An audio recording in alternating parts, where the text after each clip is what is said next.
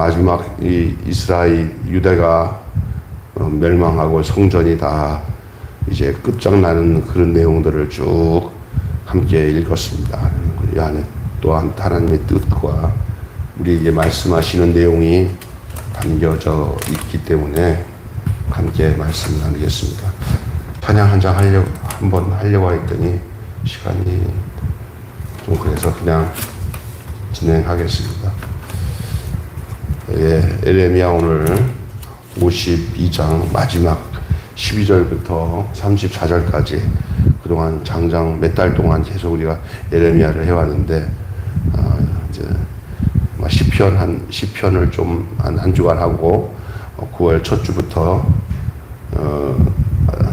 열왕기 하던 거 그다음 저번에 하다가 중단된 열왕기하 이어서 아마 시작이 되겠습니다. 예루살렘 성이 함락된 후에 느부갓네살 왕이 근위대장 느부사라단을 예루살렘으로 보냅니다. 이 느부사라단 근위대장이라고 하는데 근위대장 파송받아가지고 그 모든 정권을 왕의 정권을 가져서 그걸 침략한 나라를 다 정리하는 사람이 이 근위대장인데요. 느부사라단이 예루살렘으로 들어가서 기가 막힌 거예요. 이제 어느 나라와 달라. 침략한 나라가 한두 나라가 아니겠죠. 이 바벨론이. 그런데 그 조그만 나라 유대 땅에 갔더니 별의 게 다 있네. 거야 소리가 나서.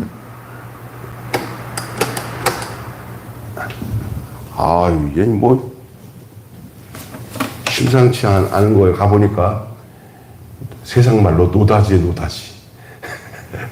그 성전에 들어가 보니까 진짜 뭐 그냥 예를 들자면 아주 유명한 고물장수가 횡재한 거죠. 그래서 그 솔로몬이 지어놓은 이 예루살렘 성전이요.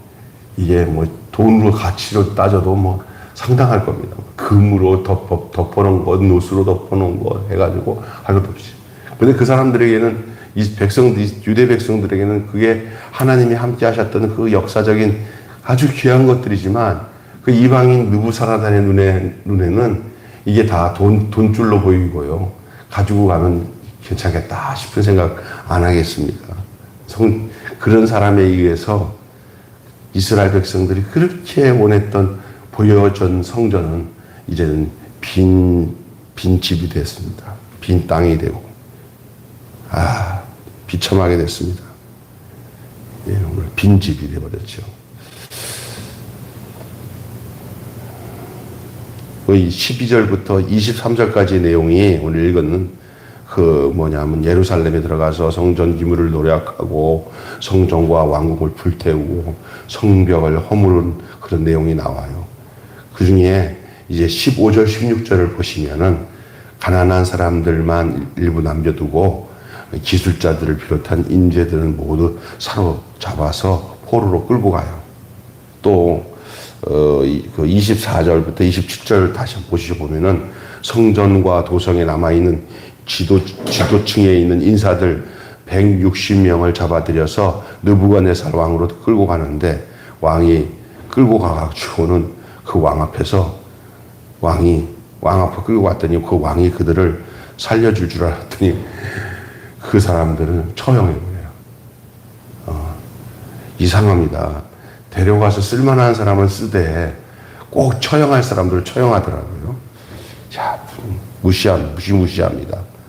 27절부터 30절까지 이제 총 3차례로 걸쳐 유대 백성 4,600명을 포로로 끌고 가는데 이 사람들은 처형하는 게 아니라 써먹을 사람들. 근데 여러분이 역사를 보면은 다니엘 나오잖아요. 예? 다니엘, 에스겔이 나오잖아요. 이 사람들은 다 포로 후의 사람들이에요. 포로 중의 사람들. 그러니까 누구냐면은 그 당시 유대의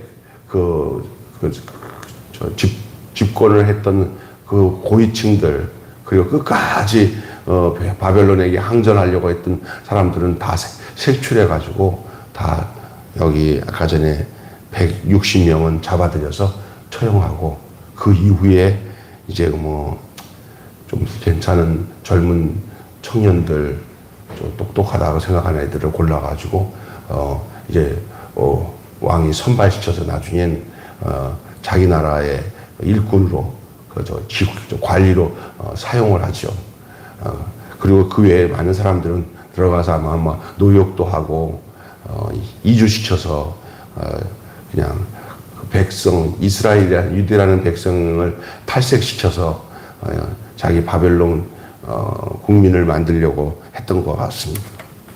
그래서 총 3차례 포로로 끌려간 사람의 숫자가 4,600명이 됐다. 27절부터 30절의 내용입니다. 먼저 잡혀간 사람이 있었어요. 그는 옛날에 이 바벨론에서 유다가 완전히 멸망되기 전에 그 37년 전에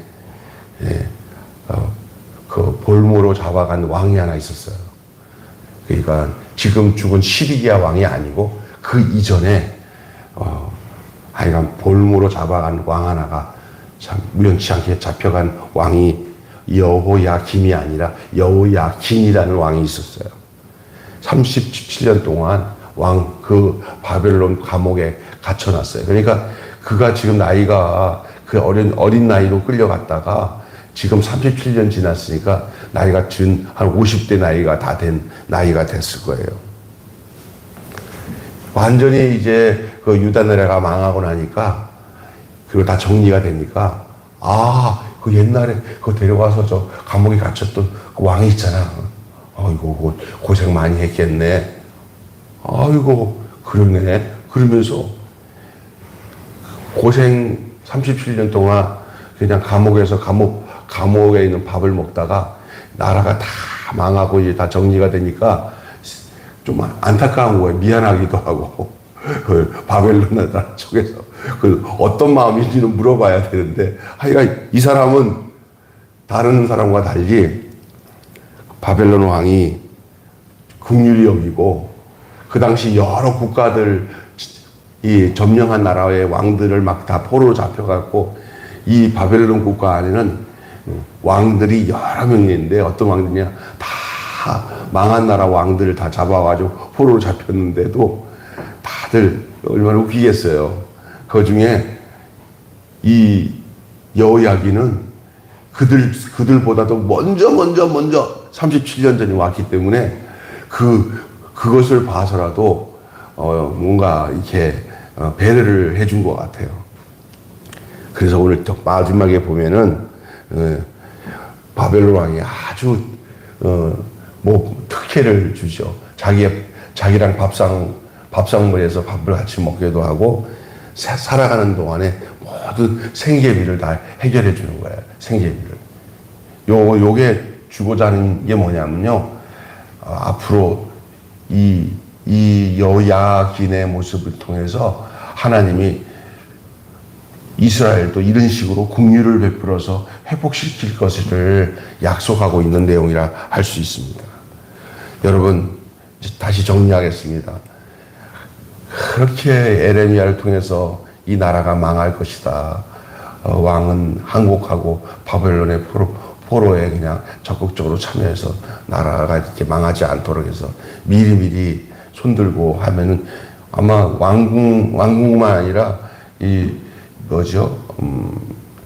예루살렘 성전도 이런 식으로 뜯겨가지고 이런 식으로 회파되지 않을 수도 있었어요.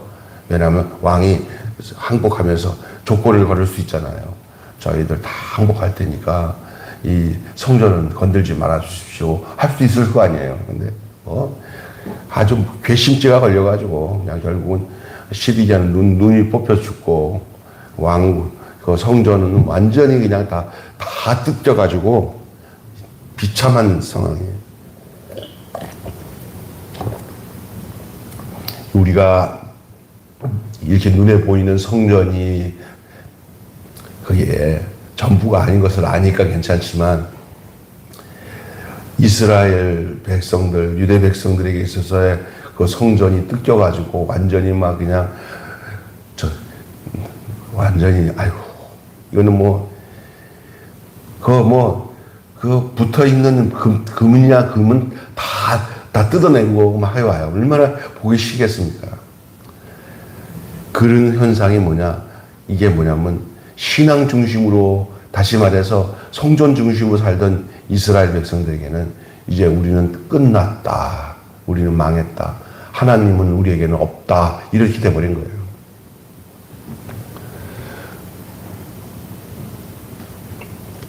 여러분, 하나님과의 관계보다 우선시할 만한 가치가 무엇입니까?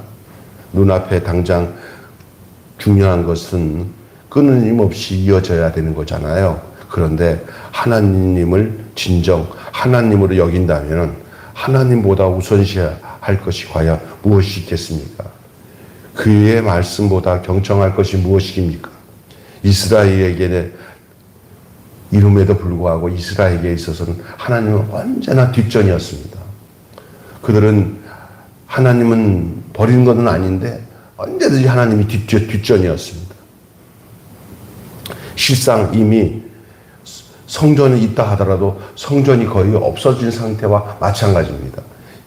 이들을 있어서 지금 이 느부사라단을 통해 가지고 성전이 다 회파됐으니까 이제 성전이 없어졌다? 아이고 웃기지 마세요.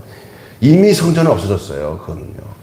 진짜 성전은 없어진 거예요. 다시 말해서 그 껍데기 뜯어간다는들 소용이 있어요. 왜냐하면 이미 성전은 성전이 아닌데 왜 살아계신 하나님과 진정한 예배, 진정한 제사가 없는데 무슨 그게 성전이에요.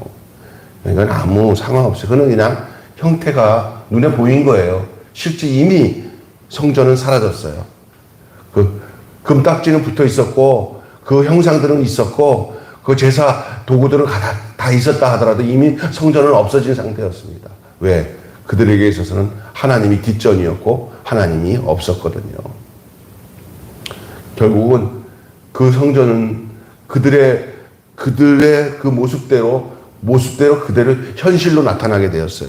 그래서 완전히 성전이 무너져 버리고 다 사라져 버렸어요. 빈집이 됐습니다. 바벨론에게 무너질 성전은 아니었습니다. 그런데 만군의 여호와 하나님이 바로의 군대도 아말렉 군대도 어떤 족수 다 물리쳤어요. 이스라엘이 하나님을 만군의 여호와로 여길 때 하나님은 그들에게 있어서 만군의 여호와가 되셔서 나타나셨어요. 그러나 하나님을 무력하게 여기는 이스라엘에게 하나님은 그래 네가 나를 무력하게 하닌 내가 무력한 존재로 너에게 있겠다 해가지고 바벨론에 하는 행동에 대해서 하나님은 그들을 물리치지 않고 무력한 하나님으로 그들을 대해 주셨어요. 그게 뭐예요? 지들이 하나님을 대하는 만큼 하나님은 가만히 계시니 그냥 하나님께서 저들을 이스라엘을 백성들을 도와주는 거예요. 지들이 하나님을 대우하는 만큼 하나님은 그대로 있었던 거지. 하나님이 아말렉도 물리치고 블레셋도 물리치는데 지금 왜 안 물리치냐? 니네들이 그때는 나로 여겼잖아. 그래 지금은 아니잖아. 하고 하나님이 손을 내려놓으신 거죠. 그것이 오늘 나타난 현실이에요. 결국은. 빈집뿐만 아니라 이제는 그 땅이 빈집에서 빈 땅이 되어버렸어요. 가나안으로 여호수아와 함께 이스라엘 백성이 들어올 때는 여호수아와 함께 여러분이 아시지만 요단강을 넘어가고 여리고성이 무너지고 이제 막 7족속 다 쫓아내고 이제 막 그때 얼마나 의기양양하며 너희들이 나와 우리 집은 여호와만 섬기겠다. 여호수아 그러니까 우리도 그렇게 하겠다는데 그때 여호수아가 한 말이 있어요. 지금 되어질 일들을 이미 여호수아가 얘기를 했어요. 그러면 너희들 망할 것이다 그랬더니 우리는 안 그럴 거라고 장담을 했는데 결국 여호수아가 했던 말대로 그들은 말로는 여호와를 섬기겠다고 약속을 했지만 이제는 그 약속이 쭉정이처럼 허울만 남아버리고 타작마당에서 껍데기가 바람에 날아버리는 것처럼 약속 없는 약속의 땅. 가나안 땅 무슨 땅이에요? 약속의 땅이잖아요. 그 약속의 땅이 이제 약속의 사람들은 다 흩어져 버리고 그곳은 빈 땅이 되어 버렸습니다. 이제는 거기는 전부 다 끌려가고 죽어버리고 끌려가고 도망가고 그 황무지 같은 땅이 되어 버렸어요. 얼마나 비참해. 나라가 없어졌어요. 망한 거예요. 마지막 왕이었던 시드기야는 눈이 뽑혀서 모든 것을 볼 수 없었던 것을 지난 성경에 우리가 목격했잖아요. 근데 성전의 문지기로라도 머물며 하나님의 영광을 바라보고 싶은데 바라볼 수 없다니 눈을 어디에 두어야 할까? 이 시드기야가 눈이 뽑혔다 하지만은 눈이 있어도 바라볼 것이 없는 공허함도 만만치 않은 고통입니다. 눈을 들면 바라볼 분이 계시지 않다는 이 상실에 눌려가지고 눈을 뜨지 못하는 거예요. 하나님이 눈에 안 보이면 나머지는 다 안 보이는 것과 마찬가지입니다. 지키시고 돌보고 인도하시는 하나님께서 부재하신 그 모양새, 그것이 오늘 내용인데 찾아도 불러도 구해도 다 깜깜한 어둠입니다. 부재를 통해, 부재라는 게 뭐죠? 없는 거예요. 없는 거. 여러분 어디 가면 부재 중이잖아요. 안 계신 거예요. 이 부재를 통해 반드시 배워야 할 것은 부재하시는 결정마저도 어쩌면은 사랑의 선택이라는 것이에요. 하나님이 왜 이 약속된 자기 백성에게서 하나님은 왜 부재 중일까? 그것도 사랑이에요. 그 예레미야를 통해서 계속 여러분 예언하는 그 이유가 뭐냐면 하나님의 또 다른 방식으로 하나님이 백성을 다루십니다. 포로로 끌려가서 원래 살던 집이 빈 땅이 되고 빈 집이 되게 하시고, 그리고 또 자기 백성에게서 하나님은 없는 하나님처럼 돼버리셨어요. 왜 그럴까요? 없어 봐야 너희들이 나를 또다시 바르게 생각하지 않을까? 이런 하나님의 기대. 그러나 하나님의 기대는 언제든지 이게 허투루 가지 않으셨어요. 꼭 자기 백성들을 완전히 죽이는 것처럼 생각할 것 같은데 하나님 속에는 그래요. 내가 이렇게까지 하는 이유는 너희들 진짜로 새롭게 하기 위해서 내가 너희들 곁에 없다. 부재다. 이 하나님의 부재가 또 다른 하나님의 선택이라는 거예요. 하나님의 방법이라는 거예요. 하나님의 선하심을 의심할 수 없는 이유가 여기에 있는 줄로 믿습니다. 영원한 사랑에 매이신 분이기 때문에 그래요. 이게 무슨 얘기인지 여러분 헷갈리죠? 여러분, 바벨론으로 이스라엘 백성들이 끌려가게 되는 건 다 하나님의 허락하심이고요. 이렇게 하지 않으면 이스라엘 백성이 새로운 백성이 될 수가 없어요. 하나님이 참고 인내하고 기다리다가 결국은 에레미야를 통해서도 얼마나 많게 이 이야기를 전했고, 그동안 그 전에 선지자를 통해서도 자기 백성들이 그 헛된 우상과 사신 우상에서 벗어나서 참 첨사랑으로 돌아오게 하기 위해서 얼마나 하나님께서 학수고대 저들에게 기다리시고 전하시고 전파하셨어요. 그러나 이제는 아니다. 됐을 때 저들에게는 또 다른 방식으로 하나님이 행하셨던 것이 눈에 보이는 성전은 다 사라지고 그 땅에서도 살 수 없고 포로로 끌려가게 하고, 그런데 그 속에 하나님이 그걸 통해서 저들을 새롭게 하시고 새롭게 시작하시려는 하나님의 사랑의 의도가 숨겨져 있음을 우리는 여기서 봐야 되는 것이죠. 여러분, 하나님 어떤 분입니까? 이 느부갓네살이 예루살렘을 재기불능으로 만들려고 성전과 왕궁과 성벽을 파괴하고 인재들을 끌고 가고 지도자들을 처형합니다. 유다 땅은 폐허가 되어 다시 복구되지 못할 것처럼 보였습니다. 하지만 하나님은 마른 뼈도 생기를 넣어 살리시는 분입니다. 그러므로 현재 우리에게서는 이 내용이 뭘 말하고 있느냐?